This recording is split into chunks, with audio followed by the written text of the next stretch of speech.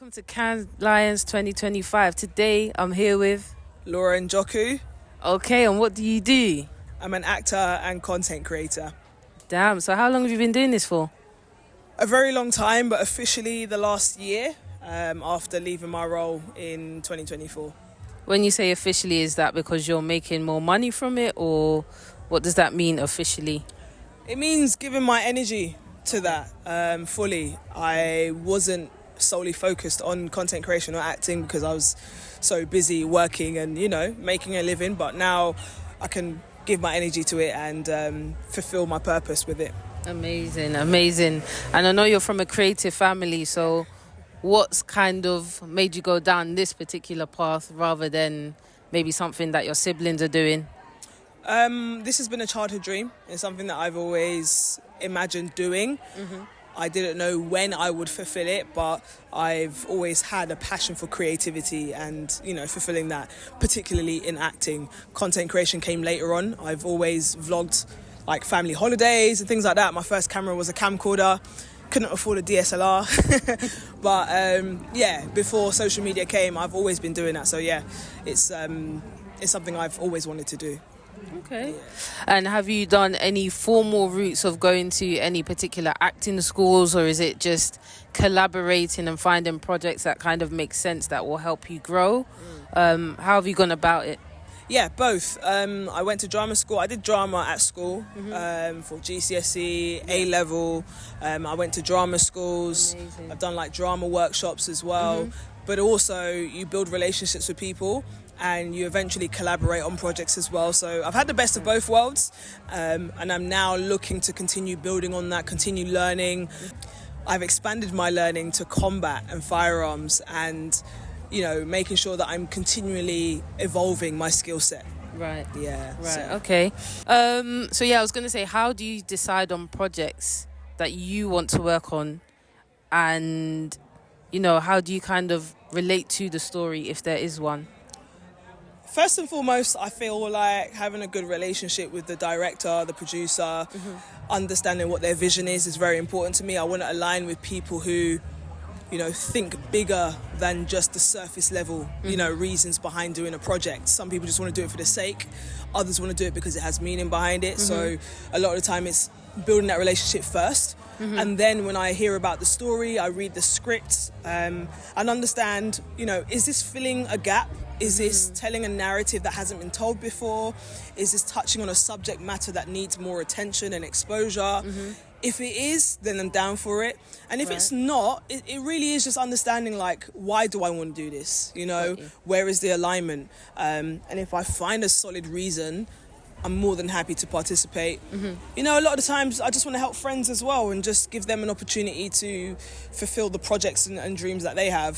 So I'm more than happy to help, but it does have to align with me, my values as a person, and just ensuring that I'm not ruining my reputation in any way. Sure, got you. So I was going to say, if you get given a script, for example, and it's not maybe initially something that resonates with you, but you can see some kind of opportunity in it, and you do kind of want to do it, what would be your process or method to kind of get more aligned with it? Having a conversation with the producer and director, or producers and directors, and seeing where changes can be made or where tweaks can be made. I think you have to always be transparent and honest about what it is you don't align with. And if they agree and they're willing to be open to make changes, that's always a bonus because it means that they're open to collaborating. If they're set in their ways and they don't want to make any changes, that's okay. But if I don't feel comfortable with what's being presented, then, it's just not meant to be. And that's okay as well. I feel like not every project is for you. So you might know someone who better suits the position that is being put forward. So I would rather make a recommendation. Got you. But if they're open to having a conversation and we can talk about where changes need to be made, and it's still going to keep the narrative, to what it is, then I would be open to doing that. Okay, cool. So just thinking, what's kind of your future pathways that you're looking into? What's next for Laura? Part of the Njoku legendary family. Legacy. So I want to start producing my own work. Okay. I feel as though there are a lot of stories, a lot of scenarios that I want to share and tell that I'm not seeing enough of, particularly with, strong women of colour, women in positions that are male dominated, coming from a security background. I've seen a lot of things, I've gone through a lot of things, so I want to kind of share that perspective and that narrative in a unique way, in a way that people can still relate to, and find interesting and engaging, and just really show that there are women that can be strong and bold and, I guess, show up in these spaces in ways that people don't see often, but they're doing it. So producing my own work and focusing more on like the combat, the firearms, the action stuff. That's been a childhood dream. I want to really lean into that a lot more, and be an inspiration for other young black girls out there. Sounds amazing. So would you say with the traditional spaces it's more rigid and they're not so open to your own flair and being curious and putting your own spin on things? I feel like sometimes people just aren't exposed to certain stories, and when you're not exposed to something, there's no reason for you to invest in it, so yes, some organizations are rigid. Is it their fault? Maybe not. I think it just takes someone like myself to step in and say, hey, this is my life experience, or this is what I feel is missing, and here's why. These are the insights. Would you guys be open to investing and making it happen? And working on the project. That's cool. I clearly understand that there's a lot of D&I initiatives, and sometimes it can feel like a checkbox exercise. But I would ask you... No worries. It's all right. I wanted to ask, what would be your advice for someone who's maybe thinking of getting into the industry, maybe acting, maybe directing? What are the pathways or resources that they can access straight away to kickstart their journey? There are quite a few initiatives out there, workshops. I mean, you've got things like Eventbrite is a good starting point to attend events where people are talking about film, script writing, directing, and you can immediately connect with people already in the space and, build a relationship with them. They can hopefully eventually become mentors, friends that can guide you along that journey. And that would always be my advice, is try and find people who are already doing it and can show you the way, give you the answers. You just have to start somewhere. You don't have to have all the answers immediately. I don't believe in that.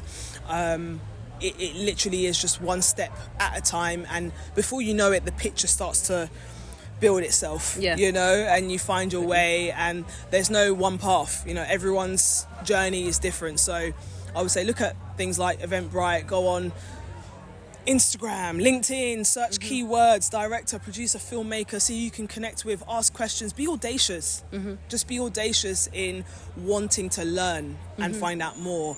And before you know it, you'll start to kind of figure out, okay, this is what I need to start with, and start there. And then you can go on to phase 2 once you've established yourself in phase 1. Okay. And we're going to wrap up soon, but just to ask, are there any particular elements that you feel are missed out that creatives should focus on but don't tend to?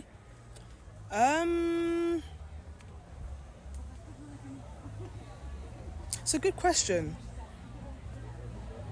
I feel like creatives are so consumed by being creative. They're so inundated with, I guess, trying to execute their ideas. Maybe there's not enough focus on building those relationships and being in spaces where you can actually have connections with people who can facilitate the idea that you're pondering on, So maybe just encouraging creatives to connect more. To be in environments like Cannes that allows you to meet cool people, and those that can offer advice or resources or connect you with another person that can help you in your journey. But I think being a creative, we can get in our heads so much. It's so important to step outside of that and figure out what else am I missing. And you can only really find that out by having conversations, watching podcasts, things on YouTube, learning. Like, I'm always learning, always trying to being curious and finding out answers to things that we might not know. There's nothing better than having that knowledge, I think, And any final words that might help someone out there, just in general, whether they're struggling a little bit on their journey, focusing on the wins of other people and thinking, when is it my turn, that sort of thing. You're going to be good. My philosophy in life is Tao. Things always work out. Just keep trusting, keep thriving, keep moving forward. One day at a time, one step at a time. It's so easy to focus on the bigger picture, but you haven't even done the first step, of connecting with someone or writing the first page of the script, and you're already worrying. So just do the incremental steps and everything will fall into place. So keep trusting and always have Tao in mind. Amazing.